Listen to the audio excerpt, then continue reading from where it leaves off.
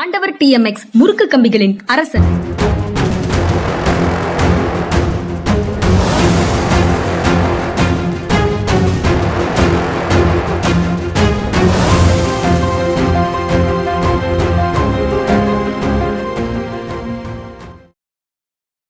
வணக்கம். இது மனிதா சார். வணக்கம் சார். வணக்கம்ங்க. வணக்கம். நேற்று நிதி ஆயோக் கூட்டத்தில் தமிழ்நாடு முதலமைச்சர் ஜோசப் விஜய் பங்கேற்றிருக்கிறார். அதற்கு பிறகு அங்கேயே பிரதமர் நரேந்திர மோடியையும் சந்திச்சு பேசியிருக்கிறாரு. அந்த கூட்டத்துல பேசும்போதும் வேறு சில விஷயங்களை வலியுறுத்தி பேசியிருக்கிறாரு. ஆட்சி மாறி இருக்குது, பட் ஸ்டாண்ட் எல்லாம் அதே மாதிரி தான் இருக்கு. நீட் தேர்வு முறையை ரத்து அதாவது விலக்கு அளிக்கணும், தமிழ்நாட்டுக்கான கல்வி நிதி 3264 கோடியை விடுவிக்கணும் அப்படிங்கிற கோரிக்கைகளை அவர் வலியுறுத்தி பேசினார் அப்படின்னு அந்த செய்திகள்ல பார்க்க முடியுது. ஒன்றிய அரசுக்கு ஆக்கப்பூர்வமான ஒத்துழைப்பை தமிழ்நாடு அரசு வழங்கும் அப்படின்னு சொல்லியிருக்கிறாரு. இது வரைக்கும் எல்லாமே நல்லா தான் இருக்கு. அது நீங்க எப்படி சார் பாக்குறீங்க? 1977 இந்திரா கவர்மெண்ட், காங்கிரஸ் கவர்மெண்ட் போனதுக்கு அப்புறம் ஜனதா பார்ட்டி கவர்மெண்ட் வந்துச்சு. அதுல பெரும்பான்மை ஆட்சி அதிகாரத்தில் இருந்தது இன்றைய பிஜேபி. ஒரு கான்ஸ்டியூண்டா இருந்தாங்க. வெளியுறவுத்துறை அமைச்சரா இருந்தது வாஜ்பாய். பிஜேபி அது வரைக்கும் ரொம்ப இதா சொல்லிட்டு இருந்தாங்க, கிளியரா சொல்லிட்டு இருந்தாங்க. ரெண்டு மினிஸ்ட்ரி தானே சார் இருந்தாங்க. எல்கே அத்வானி தகவல் ஒலிபரப்புத்துறையும் வாஜ்பாய் எக்ஸ்டர்னல் அஃபேர்ஸ் தானே இருந்தாங்க. மற்றபடி ஓல்டு காங்கிரஸ் பாரதிய லோக்தள், சரண் சிங்கோட லோக்தள், இவங்க தானே மேஜர் ஷேர். சோசியலிஸ்டுகள் இவங்க எல்லாம் தானே மேஜர் ஷேர். ஆமா, ஆனா அவங்க முக்கியமான துறை எடுத்தாங்க இல்லையா? வெளிவிவகாரத்துறை ரொம்ப முக்கியமானது. அதே மாதிரி சாஸ்திரி இருந்தபோது மிஸ்ஸஸ் காந்தியை முதல்ல அமைச்சரானது இதை கொடுத்தாங்க, இன்ஃபர்மேஷன் அண்ட் பிராட்காஸ்டிங் தான் கொடுத்தாங்க, INB தான் கொடுத்தாங்க. இட்ஸ் வெரி இம்பார்ட்டன்ட் இல்லையா? இப்ப அந்நியாரம் பொதுவா பிஜேபி அது வரைக்கும் வெளியில என்ன சொல்லிட்டு இருந்தாங்க, இஸ்ரேல் கூட உறவு வளர்த்துக்கணும், இந்த கல்ஃப் நாடுகள் கூட நம்ம அவ்வளவு தூரத்துக்கு ஃப்ரெண்ட்லியா இருக்கு, it is against the Indian இன்ட்ரெஸ்ட்ங்கிற மாதிரி பேசிக்கிட்டு இருந்தாங்க, ரொம்ப உறுதியா பேசிக்கிட்டு இருந்தாங்க. ஆனால் அதே வாஜ்பாய் அந்த அரசு சார்பா பேசும்போது நடந்துகிட்ட போது அவங்க எப்படி நடந்துகிட்டாங்க இதைத்தான் பார்த்தாங்க. ஜியோ பொலிட்டிக்கல் கம்பல்ஷன் இந்தியாவுடைய வெளியுறவுத்துறை சரியாகத்தான் இருக்கிறது என்று காட்டுகிறது அப்படின்னு பார்த்து கல்ஃப் கண்ட்ரிஸோட தங்களுடைய உறவை வளர்த்துக்கிட்டாங்க. இப்ப அதே மாதிரி இவர் என்ன வேணாலும் பேசியிருக்கலாம், ஆனா இந்த மாநிலத்துக்குடைய தேவை என்ன, அடிப்படை கட்டாயங்கள் என்ன அப்படிங்கறத ஒரு நீண்ட நெடுங்காலமாக இருக்கிற பியூரோக்ரசி கையாண்டிருக்காங்க. அவங்க நிச்சயமா சொல்லியிருப்பாங்க, இந்த சமரக்ஷா ஃபண்ட்ஸ் எல்லாம் நிப்பாட்டி வைக்கிறது, NEP சொல்லி நிப்பாட்டி வைக்கிறது, இந்த நீட்டை வச்சு இன்னும் மாணவர்கள் தற்கொலைக்கு காரணமா இருக்குது, இதையெல்லாம் நம்ம என்னைக்குமே சப்போர்ட் பண்ண முடியாது அப்படின்னு சொல்லியிருப்பாங்க. அதனால அவர் இதை பற்றி பேசுவதை தவிர வேறு வழி இல்லை முதலமைச்சருக்கு. ஆனால் இதை பற்றி பேசியது வரவேற்க தகுந்தது. ரொம்ப நான் ரேடிக்கலா போறேன் அப்படின்னு சொல்லிட்டு வேற இதில் நீட் எல்லாம் கண்டினியூ பண்ணிட்டு பேசாம இதை பத்தி பேசியது நிச்சயமாக வரவேற்க தகுந்தது. இன்னொன்னு நான் பாக்குறேன், அதாவது எதெல்லாம் அவரை குறை சொல்றாங்களோ, விஜய குறை சொல்றாங்களோ, அதெல்லாம் அவர் குயிக்கா ரெக்டிஃபை பண்ணிக்கிட்டே போறாரு அப்படிங்கிறத நான் பாக்குறேன். பனையூர் பண்ணையாரு வெளியில வரமாட்டாருன்னு முதல்ல சொன்னாங்க, தேர்தலுக்கு முன்னாடி வெளியில வந்தாரு. இவர் சென்ட்ரல் கவர்மெண்ட் எதிர்த்து பேச மாட்டாருனாங்க, கொஞ்சம் மைல்டாவது பேசினாரு சென்ட்ரல் கவர்மெண்ட் எதிர்த்து. காங்கிரஸ் ஆளுங்களை பார்க்காம வந்துட்டாரு அப்படின்னாங்க. அது சென்ட்ரல் கவர்மெண்ட் எதிர்த்து பேசினாரா சார்? எனக்கு அது ரொம்ப மைல்டா கொள்கை எதிரின்னு சொன்னாரு, ஆனா அரசுக்கு எதிராக வேற எதுவும் பேசினாரு இல்ல. 1 or 2 டைம்ஸ் ரொம்ப மைல்டா பேசினாரு. எனக்கு எக்ஸாக்ட் டீடைல்ஸ் நினைவு இல்ல, ஆனா இதனால அந்நியார் நினைவு இருக்கு. பரவாயில்லையே பேசிட்டாரு அப்படின்னு நான் நினைச்சேன்.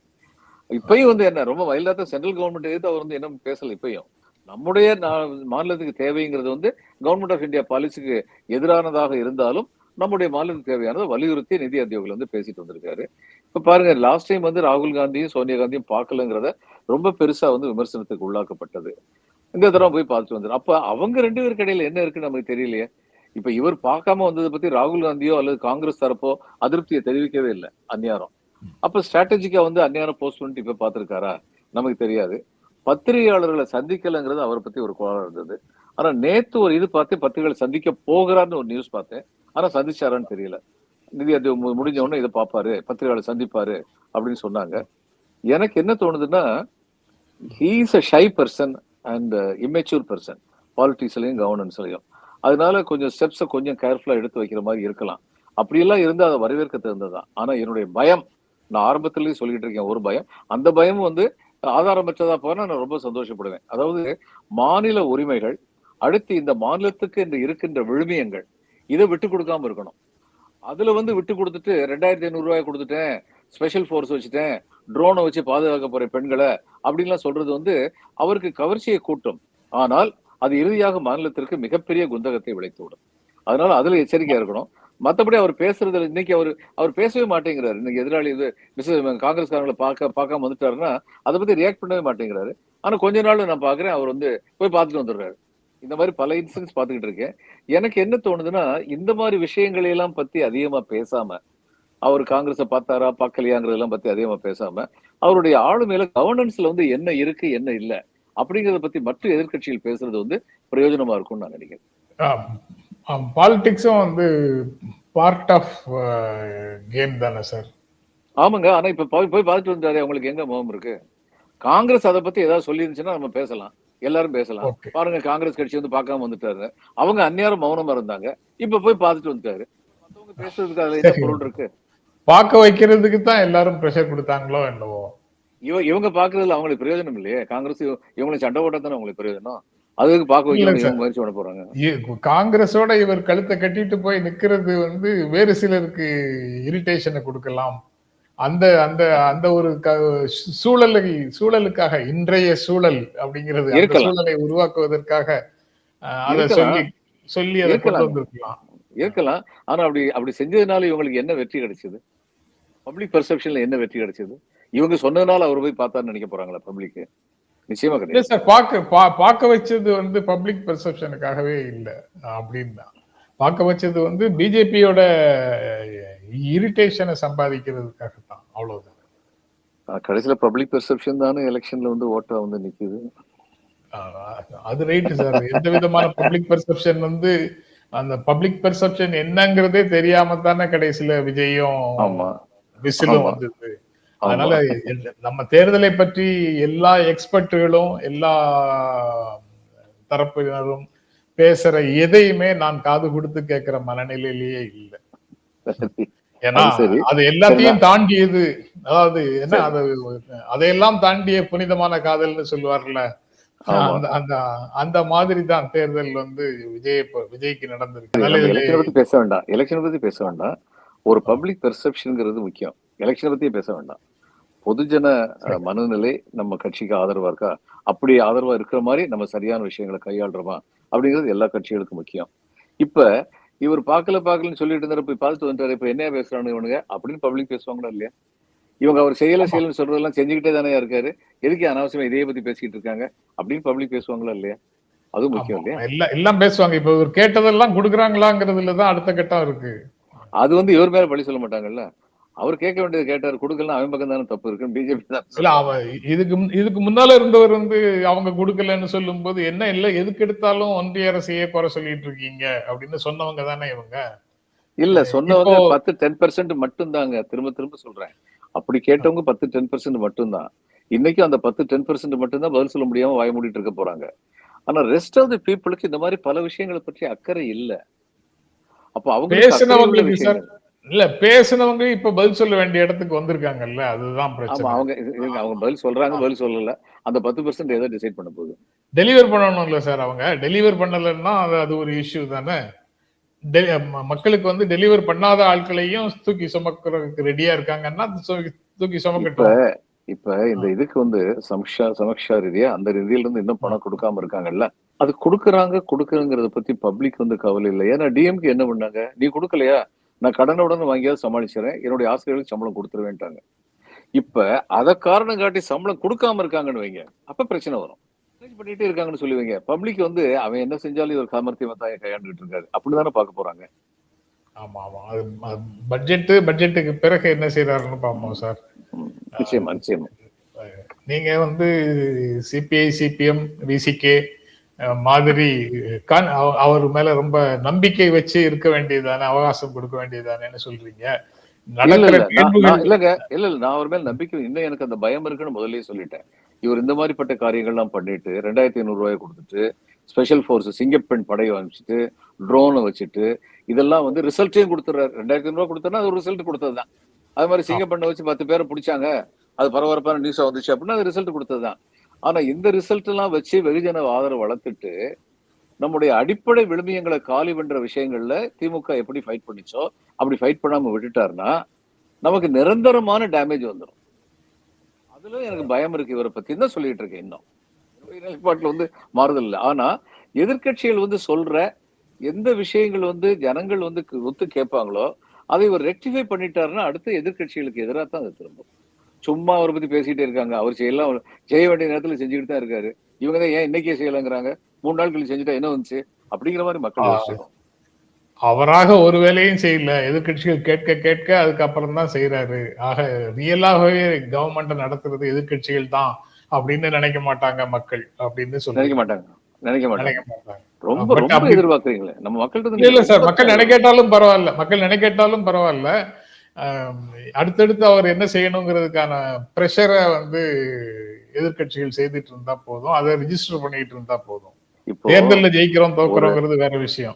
இல்ல ஒரு பெண்மையில வந்து வன்புணர்வு நடந்திருக்கு, ஏதோ ஒரு இடத்துல நடந்து ஆக்ஷன் சரியா எடுக்காம இருக்காங்கன்னா எதிர்கட்சிகள் அதை வந்து பாயிண்ட் அவுட் பண்றாங்கன்னா அது வந்து they are touching the right sensitive chord. ஏன்னா அது எல்லா மக்கள் மனசுலயும் பதியும். ஏன் இன்னும் ஒரு அரசு கூட பண்ணாம இருக்காங்க அப்படிங்கிறது வந்து பதியும். திருச்செந்தூர்ல ஒரே ஒரு கோயில்ல தானே வேல் காணாம போச்சு. ஆனா அதை கலைஞர் எப்படி கையாண்டாரு? அது மாதிரிப்பட்ட நிகழ்வுகள் வந்து ஜனங்கள் மத்தியில வந்து வேகமாக அதுவும் தேவை அரசியல்ல அப்படின்னு நான். இதுல சிதம்பரம் சிதம்பரம் நேற்று 2 காரணங்களுக்காக அவர் வந்து விஜயை ஏற்கிறதாக சொல்றாரு. மதச்சார்பின்மையை அவங்க ஏற்றுக்கிட்டாங்க, மாநில உரிமைகளை பாதுகாப்போம் என்கிறார்கள். எல்லாமே அவங்க ஸ்டேட்மெண்ட்டை வச்சுட்டு அதை ஏற்கணும் அப்படின்னு சொல்றாங்க. எனக்கு அந்த ஒரு விஷயம்தான் திரும்ப திரும்ப யார் யாரு என்னென்ன விளக்கங்கள் கொடுத்தாலும் புரியல. மதச்சார்பின்மையை ஏற்கனவே ஏற்ற கட்சியோட தான் கூட்டணியில இருந்தீங்க, மாநில உரிமைகளை பாதுகாப்போம் என்கிறார்கள்னு இப்ப சொல்லி ஆதரவு கொடுக்குறீங்க. அவங்க ஏற்கனவே அதற்கான ஃபைட்டை நடத்தி இருக்கிறாங்க. அதுக்கப்புறம் வேறு என்ன அவர்களிடம் இல்லாத ஒரு விஷயம் இங்க தேடி போகிறீங்க? இங்க போய் இதெல்லாம் அவர் சொன்னாரு இவர் சொன்னாருன்னு ஆதரிக்க வேண்டிய கட்டாயம் உங்களுக்கு எங்கிருந்து வருது? அவர் தேர்தலில் ஜெயிச்சிட்டாரு, அதிகாரம் அவர் கையில இருக்குங்கிற ஒற்றை விஷயத்தை தவிர அதுவே தான் அனைத்தும் அப்படிங்கிறது. ஓகே, அதிகாரத்தை நோக்கி போறீங்கிறத சொல்லிட்டு போறதை விட்டுட்டு இந்த மாதிரி எல்லாம் காரணம் எதுக்காக சொல்லிட்டு இருக்கிறீங்க? பிசி வரைக்கும் சரியா தான் கேக்குறீங்க. அதாவது தொல்காப்பியம் வந்து நமக்கு கிடைத்த பழமையான இலக்கண நூல், அவ்வளவுதான். அது வந்து தமிழின் முதல் இலக்கண நூல் அல்ல, நமக்கு கிடைத்த பழமையான இலக்கண நூல். அதுக்கு ஆதாரம் தொல்காப்பியத்திலே இருக்கு.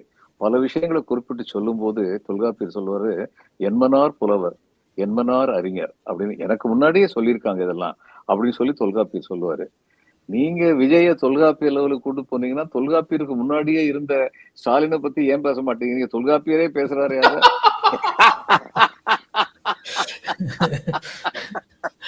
அவ்வளவுதான், இதுக்கு மேல சொல்றதுக்கு எதுவும் இல்ல சார். அதுக்கு ஒரு எல்லையெல்லாம் தாண்டி போகிற மாதிரி இருக்கு சார். தாவேக்காவுக்கு 2 வயது தான் ஆகுது.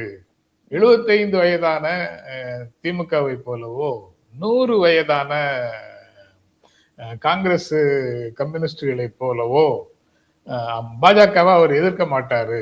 2 வயசுக்கு ஆனவங்களுக்கு என்ன உண்டோ அது அப்படித்தான் எதிர்ப்பாரு அப்படின்ற அளவுக்கு ஜஸ்டிஃபை பண்றாங்க. மௌனங்களை, ஏற்புகளை, அடங்கி போதலை எல்லாம் சேர்த்து.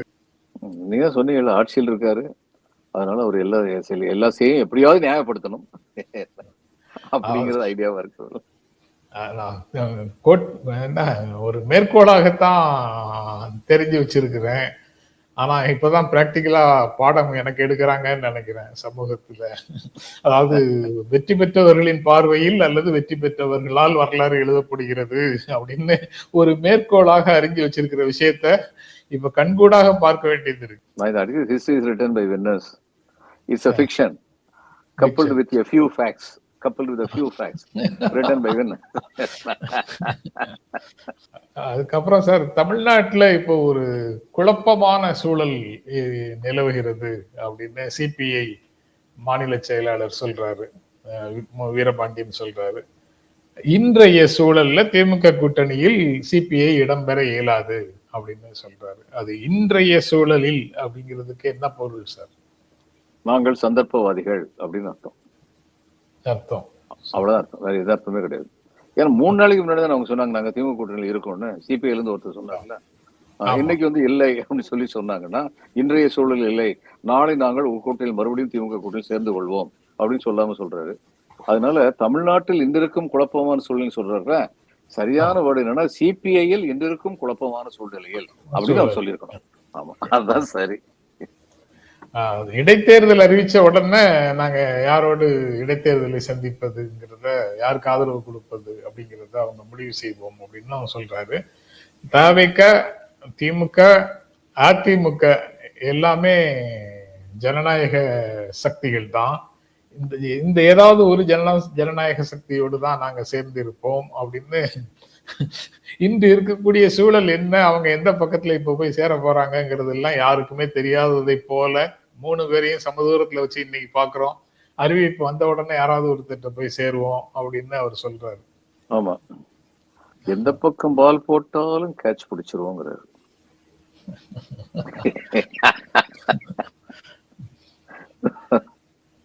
கஷ்டம்.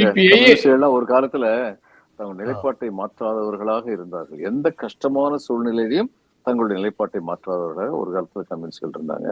அது நான் ஏற்கனவே ஒரு தடவை நம்ம இதெல்லாம் சொல்லி நினைக்கிறேன். கானிகாந்த் சௌத்ரின்னு மால்தால ரொம்ப பெரிய காங்கிரஸ் தலைவர், அவர் ஒரு தடவை சொன்னாரு, 77 இவங்க பதவிக்கு வந்த உடனே, லெப்ட் ஃப்ரண்ட் பதவிக்கு வந்த உடனே அவர் சொன்னது எனக்கு நல்லா நினைவு இருக்கு. ஏன்னா நான் நேரம் ப்ரொபேஷனர் இதுல இருக்கேன். சர்க்கியூட் ஹவுஸ்ல ஃபர்ஸ்ட் பேஜ்ல லாஸ்ட் பேஜ் வரைக்கும் ஸ்டேட்ஸ்மென்ட் படிப்பேன். நான் ப்ரொபேஷனுக்கு வேற வேலை கிடையாது அதிகமா. அப்ப அவருன்னு சொன்னாரு, 71 சித்தார்த்த சங்கர் ராய் மாபெரும் வெற்றி அடைந்த நேரத்துல அவங்க கட்சி டிசிப்ளின் கட்டுப்பாட்டு மீறினாங்கன்னு சொல்லி 22 பேரோ 72 பேரோ கட்சியில இருந்து அவங்க படுதோல்வி அடைஞ்சிருந்த நேரத்துல கட்சியை விட்டு வெளியேற்றணும்ப்பா சிபிஎம். அதனால அந்த கட்சியுடைய கட்டுப்பாட்டை வச்சு பார்க்கும்போது இன்னைக்கு ஜெயிச்சு வந்திருக்காங்களே, இன்னும் 30 வருஷத்துக்கு இவங்களை அசைக்க முடியாதுன்னு அவரு காங்கிரஸ் நீங்க சொன்னதுல முக்கியமா அண்டர்லைன் பண்ணி ஒரு விஷயத்த பார்க்கணும் சார். கட்சி தோல்வி அடைஞ்சிருக்கிற நேரத்திலையும் இன்டிசிப்ளின்னா கட்சியை விட்டு ஆட்களை அனுப்பணும். தோத்திருக்கோமே இப்ப போய் இதெல்லாம் செய்யலாமா, இருக்கிற ஆதரவும் குறைஞ்சிடக்கூடாதுன்னு யோசிக்க கூடாது. தோற்றிருக்கக்கூடிய நேரத்துல சபட்டேஜஸ் பண்ணவங்கள, துரோகம் பண்ணவங்கள, செயல்படாமல் இருந்தவங்கள அவங்களுக்கு என்னென்ன தண்டனையோ அந்த தண்டனையை கொடுத்துடணும் அப்படின்றீங்க. அவர் எவ்வளவு பழுத்த அரசியல்வாதியா இருந்தா அடுத்த 30 வருஷத்துக்கு இவங்களை அசைக்க முடியாதுன்னு சொல்லிப்பாரு. 34 வருஷம் இருந்தாங்க. 34 வருஷம் இருந்தாங்க. அது அவருக்கு உடம்பு சரியில்லாம போனதுனால இல்ல அவர் இருந்து தோல்வியை சந்திச்சிருப்பாராங்கிறதும் தெரியல. ஜோதிபாசு இருந்திருந்தா தோல்வி வந்திருக்கிறதுக்கு வாய்ப்பு இருக்காங்கிறது ஒரு கேள்வி. இல்லங்க ஜோதிபாசு இருந்திருந்தா தோல்வி வந்திருக்கும். ஏன்னா ஜோதிபாசு ஆட்சியில வந்து இந்த மாதிரி அதிருப்தி அதிகமாகுதுன்னு சொல்லி அந்த டினா ஃபேக்டர்னு ஒண்ணு சொல்லுவாங்கல்ல, there is no alternative to us அப்படின்னு சொல்லுவாங்க. அப்ப இன்னொரு ஆல்டர்னேட்டிவ் வந்துடக்கூடாதுன்னு சொல்லிதான் புத்ததேவ் பட்டாச்சாரியா அந்நேரம் வந்து கட்சி வந்து முதலமைச்சர் ஆச்சு.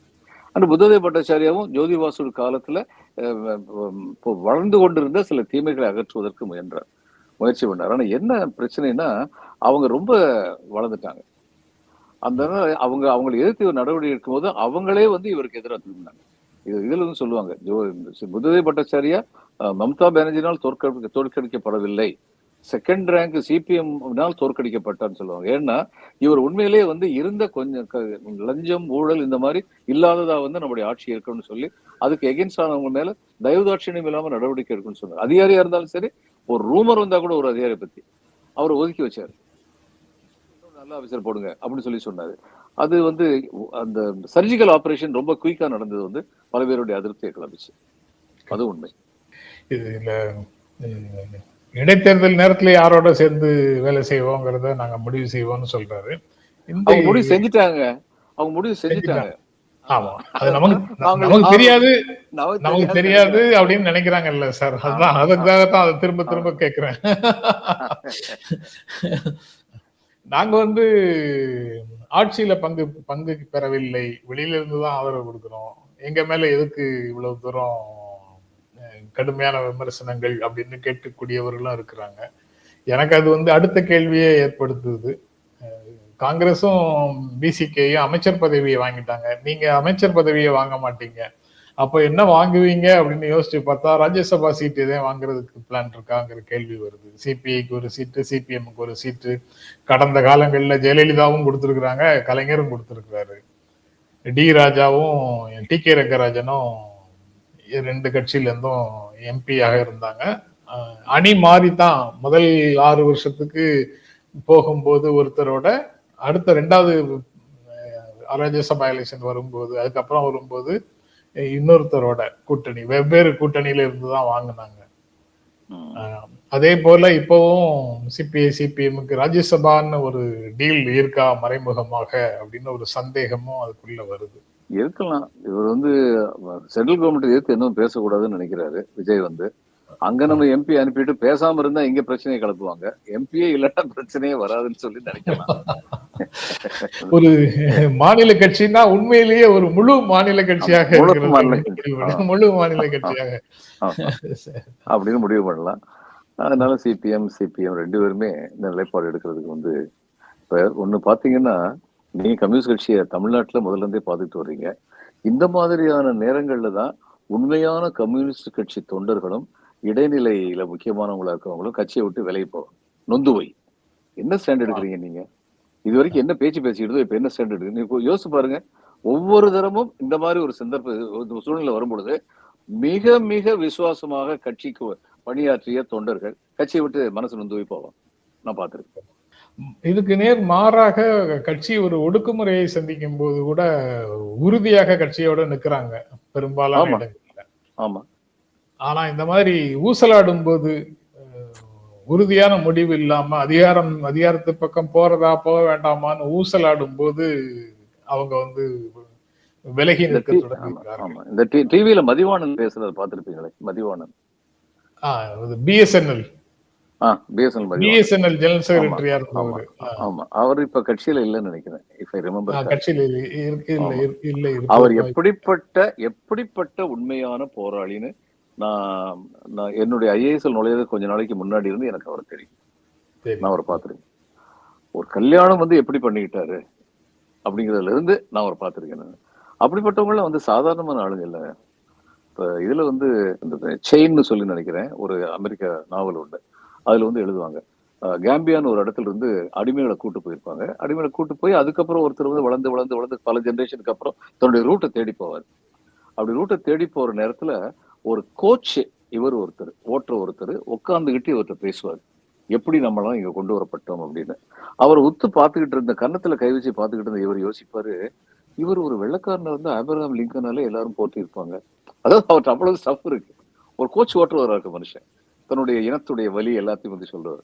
எனக்கு மதிவாணன் மாதிரி ஆளுங்களை பார்க்கும் போதெல்லாம் சாதாரண தொண்டர்களா இவங்க இந்த கட்சிக்காக வேண்டி எவ்வளவு தூரத்துக்கு கட்சியை நம்பினாங்க, உழைச்சாங்க. கட்சியை விட்டு ஏன் அவங்க போனாங்க சார்? கட்சியை விட்டு போறவங்க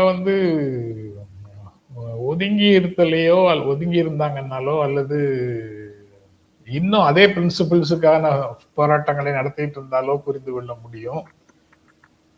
விஜய் ஆதரிக்கிற லெவலுக்கு போறாங்கன்னா அதை எப்படி புரிஞ்சுக்கிறது? இது பெர்வர்ஷன், வேற ஒன்றும் சொல்ல முடியாது. அப்படி போகும்போது அந்த பெண்டுலத்தை பத்தி அடிக்கடி சொல்லுவாங்கல்ல, பெண்டுலம் மோஸ்ட் எக்ஸ்ட்ரீம் சொன்னாங்க. ஓகே சார், நாளைக்கு தொடர்ந்து பேசுவோம் சார். ரொம்ப நன்றி. வணக்கம். வணக்கங்க. வணக்கம்.